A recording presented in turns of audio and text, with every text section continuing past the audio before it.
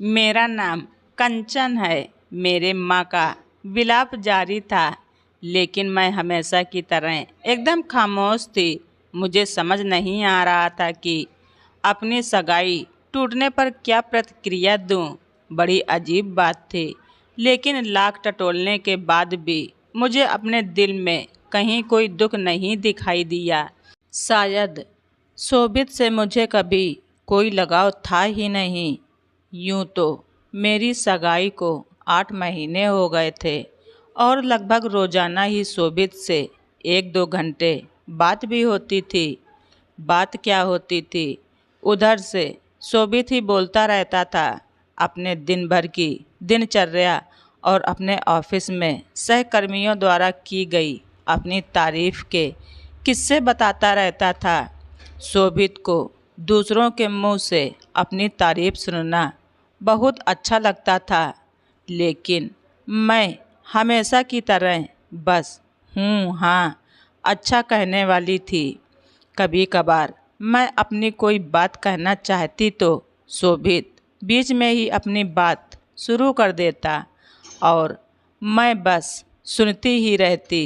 शोभित धीरे धीरे मुझसे बोर होने लगा और उसने अपनी माँ से कहा कि उसे एक जीती जागती पत्नी चाहिए, ना कि कोई गूंगी गुड़िया।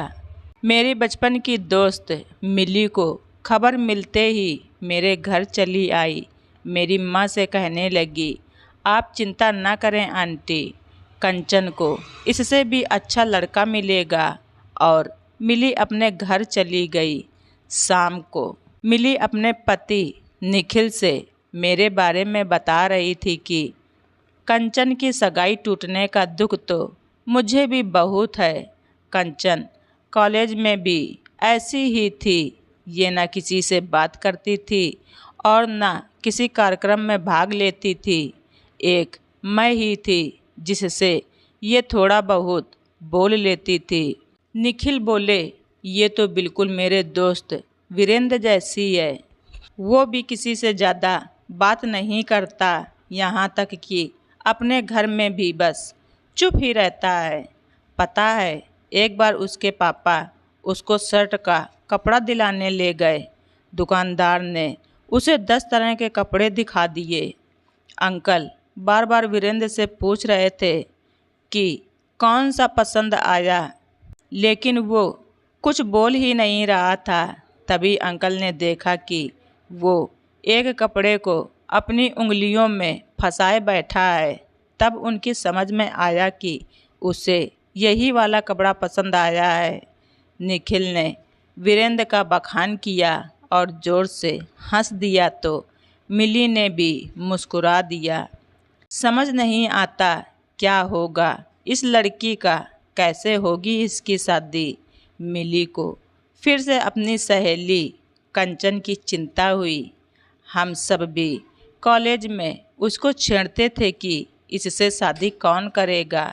निखिल भी पुरानी यादों में खो गया।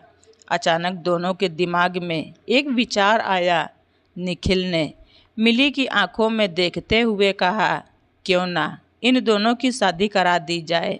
मिली खुश होते हुए बोली, ये तो बहुत अच्छी बात है। निखिल ने भी खुश होकर अपनी सहमति जताई। अगले ही दिन दोनों ही अपने मिशन पर लग गए। पहले वीरेंद्र के माता पिता और फिर कंचन की माँ से दोनों ने बात कर ली। दोनों के घर वाले तुरंत ही मान गए और अगले ही हफ्ते दोनों की सगाई भी हो गई। सगाई तो हो गई, लेकिन अब कंचन को एक नई चिंता सताने लगी। अभी तक तो सबको यही चिंता थी कि इतनी चुप रहने वाली लड़की पति और ससुराल को कैसे संभालेगी। लेकिन अगर पति पत्नी दोनों ही चुप हों तो कैसे काम बनेगा। जितना सोचती उतना ही उसका दिमाग खराब होने लगता। चाहकर भी कंचन कुछ कह न सकी। थक हार कर उसने सब कुछ भगवान भरोसे छोड़ दिया। उधर वीरेंद्र की हालत भी कुछ ऐसी ही थी। बचपन से ही उसको लड़कियों से बात करते हुए घबराहट होती थी। स्कूल कॉलेज में कभी कोई लड़की उसके साथ पड़ी ही नहीं तो कभी किसी लड़की से उसकी ज़्यादा बातचीत नहीं हुई। ऑफिस में ज़रूर कई लड़कियां थीं, लेकिन मेडिकल ट्रांसक्रिप्शन में काम ही ऐसा था कि दिन भर हेडफोन लगाए बस डॉक्टर की ही सुनते रहो। तो वहाँ भी वो ज़्यादा किसी से बात नहीं करता था। बस लंच के टाइम निखिल और सुनील से ही थोड़ी बहुत बातचीत कर लेता था। सगाई के बाद निखिल के बहुत कहने पर उसने एक दो बार कंचन से फ़ोन पर बात की, लेकिन दोनों ही 2-4 मिनट में बोलकर चुप हो गए। उसके अगले दिन लंच टाइम में निखिल ने वीरेंद्र को उल्हाना देते हुए कहा, भाई तू कैसा आदमी है, पता है शादी से पहले मैं और मिली रात रात भर बातें किया करते थे और तू बस आप कैसी हो, घर वाले कैसे हैं कहकर ही रह जाता है। निखिल ने खाना खत्म करते हुए कहा। आखिरकार शादी का दिन भी आ गया।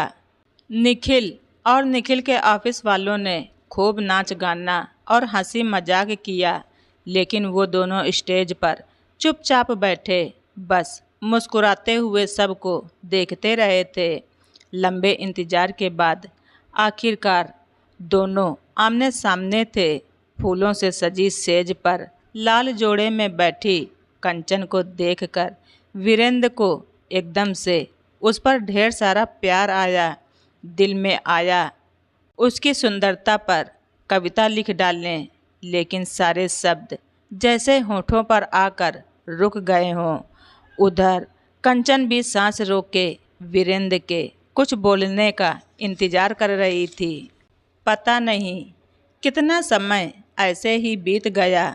फिर अचानक कहीं से वीरेंद्र के अंदर कुछ हिम्मत आई और उसने बेड पर बैठते हुए कहा, हेलो कैसी हो आप। जवाब में कंचन ने कहा, मैं ठीक हूँ, थैंक यू। हालांकि उसकी आवाज़ इतनी धीमी थी कि शायद उसके कानों तक भी नहीं पहुँची होगी। फिर वीरेंद्र ने बड़े प्यार से कहा, आप काफ़ी थक गई होंगी, आराम से बैठिए, मैं ठीक हूँ। इस बार कंचन की आवाज़ थोड़ी ज़्यादा थी। वीरेंद्र को थोड़ी मजाक सूझी। उसने बोला, मिली भाभी तो कह रही थी कि आप बहुत तेज़ बोलती हैं, लेकिन ऐसा लगता तो नहीं है। उसकी बातें सुनकर कंचन को भी धीमी धीमी सी हंसी आ गई। वो बोली, वैसे तो निखिल भैया ने भी यही बात आपके बारे में कही थी। वीरेंद्र ने भी हंसते हुए कहा, लगता है उन दोनों ने हमारी फिरकी ले ली। अरे एक ज़रूरी बात तो रह ही गई, ये छोटा सा तोहफा आपके लिए, मुँह दिखाई का तोहफा है। वीरेंद्र ने एक खूबसूरत अंगूठी कंचन की तरफ बढ़ाई। कंचन बोली, बिना मुँह देखे ही मुँह दिखाई। पहले मुझे देख तो लीजिए कि मेरा चेहरा इस तोहफे के लायक है भी या नहीं। कंचन ने भी मजाक किया था। वीरेंद्र ने हंसते हुए कहा, ओ सॉरी, क्या है कि पहली पहली शादी है ना, इसलिए कुछ पता नहीं है। ये कहते हुए कंचन का घूंघट उठा दिया। कंचन का चेहरा देखते ही वीरेंद्र चुप सा हो गया। जब कुछ देर कोई हलचल नहीं हुई तो कंचन ने आंख उठाकर देखा। वीरेंद्र को एकटक अपनी तरफ देखते हुए देखा तो फौरन उसने अपनी नज़रें नीचे कर ली। मिली भाभी तो कह रही थी आप सुंदर हो, लेकिन आप तो बहुत सुंदर हो, मिस वर्ल्ड से भी ज़्यादा सुंदर, चांद से भी ज़्यादा सुंदर हो। वीरेंद्र मानो अचानक से कोई कवि बन गया हो। इतनी भी सुंदर नहीं हूँ मैं।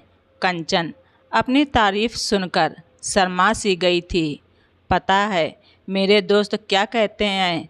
और फिर घंटों तक दोनों पति पत्नी बातें करते रहे, एक दूसरे के बारे में जानते रहे, सुंदर भविष्य के सपने बुनते रहे।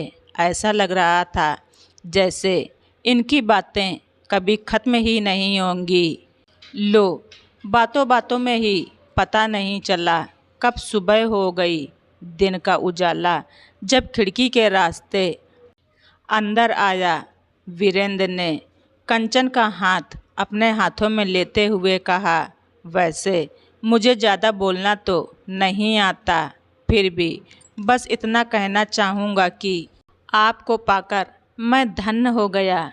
वीरेंद्र ने कंचन को बाहों में लेते हुए कहा, मुझ पर भी ईश्वर की विशेष कृपा है। कंचन ने आंखें बंद करते हुए कहा, शायद पति पत्नी का रिश्ता ही ऐसा होता है जिसमें हम अपने मन की हर बात एक दूसरे से कह सकते हैं। कंचन और वीरेंद्र दोनों यही सोच रहे थे। हमेशा चुप रहने वाले वीरेंद्र और कंचन जब मिले तो खामोशियाँ भी गुनगुनाने लगीं। तो दोस्तों, आप सभी लोगों को हमारी ये स्टोरी कैसी लगी कमेंट बॉक्स में ज़रूर लिखें। चैनल पर नए हैं तो सब्सक्राइब करना ना भूलें। धन्यवाद। रिचा वाइस।